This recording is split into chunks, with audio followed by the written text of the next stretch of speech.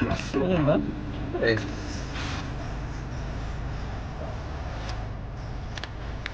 Ipasok mo kaya sa kuan. Sa repon. Sa pet mo. Hindi siguro repon. Tapos balutan ng kuan. Hindi siguro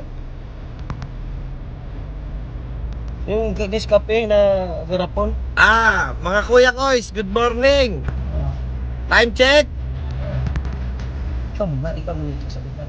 7:33 7:33, advance po tayo. in the morning. Unang ikot ng mga kuya koys. So, ayun. Ano pag-uusapan natin ngayong Biyernes ng umaga? Diba? Dadaanan natin itong mga puntod ng Ayan. mga yumaong Ayan ang madaming puntod. Nakikita niyo ba? Mga kuya koys. kadugo. Yan, ang puntod ni Samir. Dapat si Samer. Ni Samir Schumacher. Buhay si Samer. Oh! Dyan ang magandang Ano yan? Anong tawag yan? pasok. Ito, ganto mga kuya ko isang ang Gusto natin. Wala pang tubig.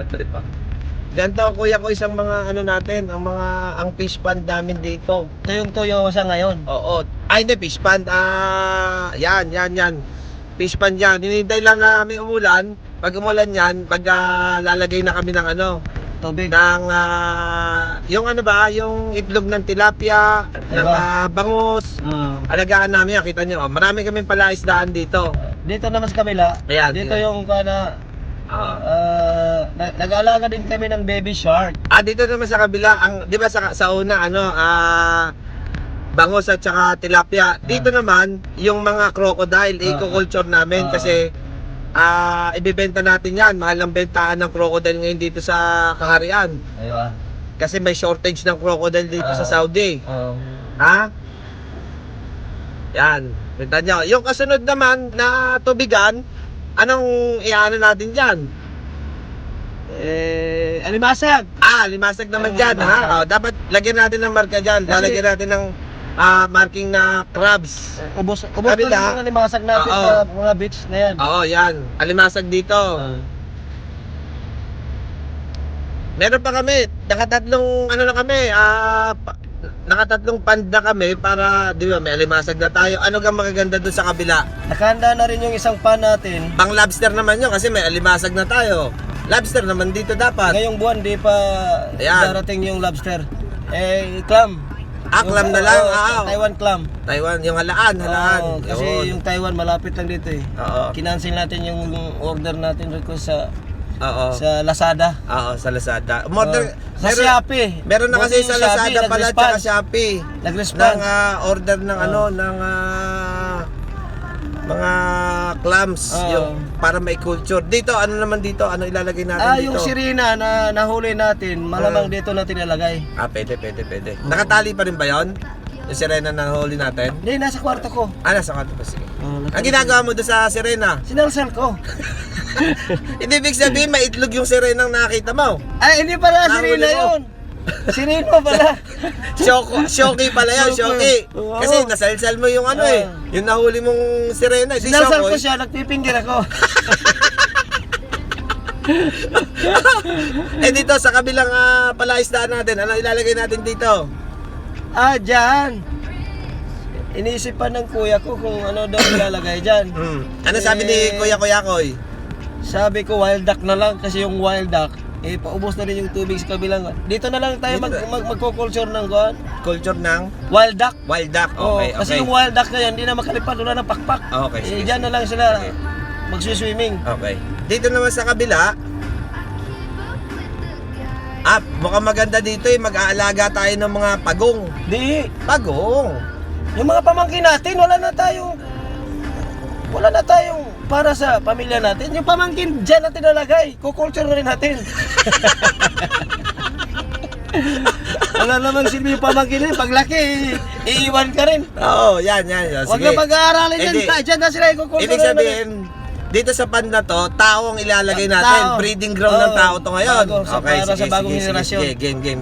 Para sa bagong Ito sa henerasyon. kasunod naman na palaisdaan, anong magandang ilagay dyan?